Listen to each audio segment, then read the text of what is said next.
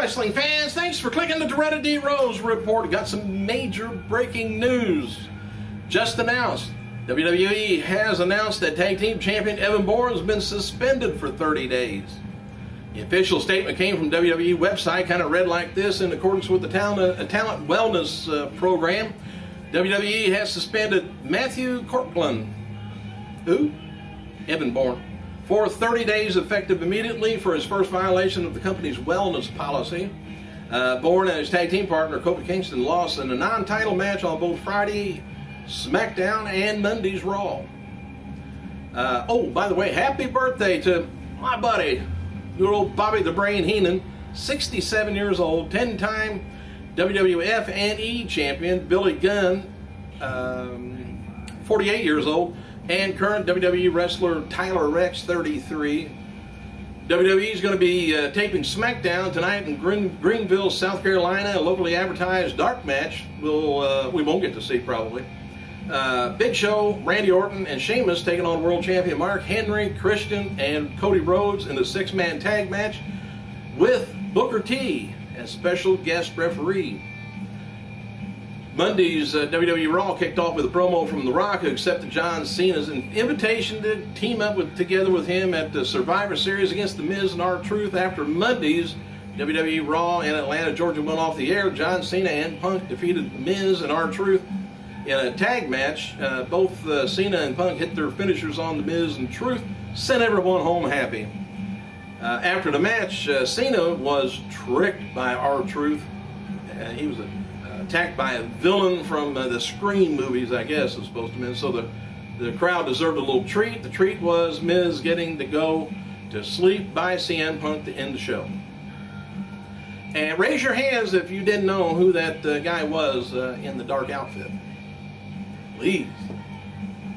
It wasn't Oscar. For WWE Diva Champion, and I wish they would have brought her out, Amy DeVos. Oh, it was Lita. She was backstage at Monday's Raw. She lives in Atlanta and was back there just visiting.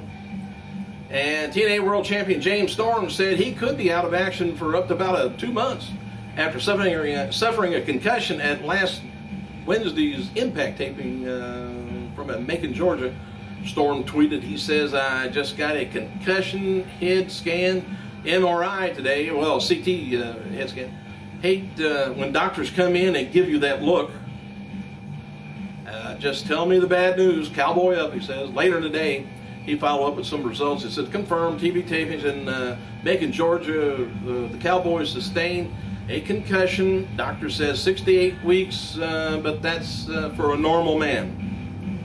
Despite the concussion, though, which wasn't diagnosed until Monday, Storm wrestled TNA live events California on Thursday and Friday. Oops. Last week's like October 28th edition of WWE SmackDown on Sci-Fi drew a 1.96 rating, averaged about 2.8 million viewers for the 2-hour broadcast, but that was down from the previous week of 2.18 rating with over 3 million viewers, and that was the lowest rating for the shows done in several weeks. SmackDown was up against Game 7 of the World Series, so we'll see if it rebounds without the dreaded competition. Horror movie. Love horror movies. Website bloody-disgusting.com has reported, now this is strange here, former WWE wrestler Dave Bautista has been offered a role in an upcoming Universal film, Riddick, starring Vin Diesel. Riddick, I guess. Anyway, here's the little odd part. Directed by the franchise creator Dave Woey, or something like that, Riddick will be the third installment of the Pitch Black Chronicles of Riddick, series, which I think I've seen the first one. Aside from Vin Diesel and Carl Urban, other rumored cast include Andreas Apergis and a couple other girl from White Noise and Brokey Wolbane from Total Recall. Anyway, for what it's worth, TMZ reported last week that the production of Riddick has been shut down due to Vin Diesel's one racing film production company failing to pay the owners of Montreal studios where the movie's being shot at, as well as members of the crew. So Batista got hired by a movie company that is shutting down things. I would suspect he would get paid if he did any work at all. WWE Hall of Famer Jim Ross provided an update and health status of Barry Windham. Ross tweeted Monday, talked to Mike Rotundo today here in Atlanta. He said that Barry is improving from the heart attack and liver issues, still hospitalized though. We first heard about the liver issues from Windham. Windham suffered a heart attack last week. His brother-in-law and former tag team partner Mike Rotundo found him and did life-saving medical assistance that he needed at that time. Now, to let you know yesterday about the Michael Cole Challenge match. Anyway, it was scheduled for Raw between Cole and Jim Ross, but it was bumped from the show due to time restraints.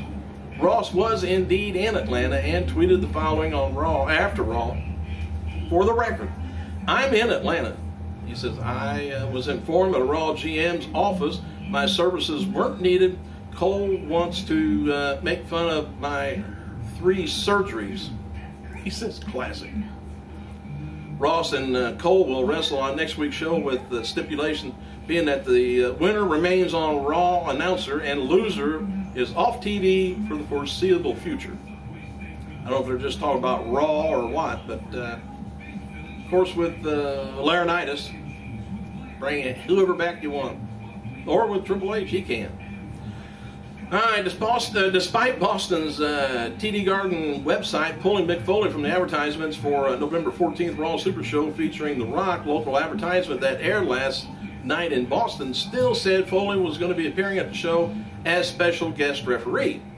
Hopefully they get a note or something to Foley letting him know. That'd be nice. The WWE website announced Monday that the request of WWE's COO, Triple H, EVP of Talent Relations, and the interim General Manager, John Laurinaitis, re-signed Kevin Nash to a WWE contract. Nash will be on Raw next week. WWE, Monday's Raw, Rock accepted, of course, Cena's invitation to be at the wrestle against Miz and Truth. Rock appeared via satellite, cut a great promo, saying that he'd team up with The Rock, of course, this one time because he also can't stand the Miz and Truth. By the way, Chavo Guerrero Sr. is currently writing an autobiography, which would probably be pretty good. Wayne Bloom, who appeared as Bo Beverly, remember the Beverly Brothers from WWE in the early 90s? He's working as a correctional facility in Stillwater, Minnesota, as a security officer. He shares the same occupation with J.J. Dillon. Just a little FYI. All right, in 1998, ECW, November to Remember, was held in New Orleans, Louisiana. The BWO, remember those guys? The Blue Meanie and Supernova defeated Danny Doring in the Amish Roadkill. Lance Storm defeated Jerry Lynn with Tammy Lynn Cinch and Mikey Whipwreck as special guest referee. Tanaka and Balls Mahoney defeated the Dudley Boys and for the ECW tag title. Jake Roberts and Tommy Dreamer defeated Justin Incredible and Jack Victory. Sabu, Rob Van Dam, and Taz defeated the Triple Threat. Shane Douglas, Bam Bam Bigelow, and Chris Candido. In 2005, the second and last Raw exclusive WWE Taboo Tuesday pay-per-view was held in San Diego, California, though it was kind of an interactive format that would retain the Cyber Sunday, it would be retained Cyber Sunday in 2006. The fans voted, for certain matches and stuff. It's kind of goofy, I thought. But Eugene and Jimmy Snuka defeated Rob Conway and Tyson Tomko. The fans voted for Eugene's partner. Mankind defeated Carlito. The fans voted for which face of Foley would wrestle Carlito. Kane and Big Show defeated Lance Storm, Trevor Murdoch to win the WWE tag titles, and the fan voted the third man in the match For the main event, Michaels with the other two challenging for the tag titles. Trish Stratus, she wins a Fulfill Your Fantasy Battle Royal to retain the WWE Women's title. Fans voted for the outfits for that the Divas wore. Ric Flair defeated Triple H in the cage match to retain the WWE Intercontinental Championship. Fans voted for the stipulation. Cena defeated Kurt Angle and Shawn Michaels in a triple threat match to retain the WWE title. Hang on a second. Where's my deal? Here it is. Now maybe I can finish this thing. We got customers coming in here of all things. Man. Hey, title changes that went on in 1981. Ted DiBiase defeated Paul Orndorff to win the MSW North American title. 1981, Dory Funk Jr. defeat Bruiser Brody in the NWA Intercontinental Heavyweight title. Al Madrid defeated Frank Douche to win the WCCW television title.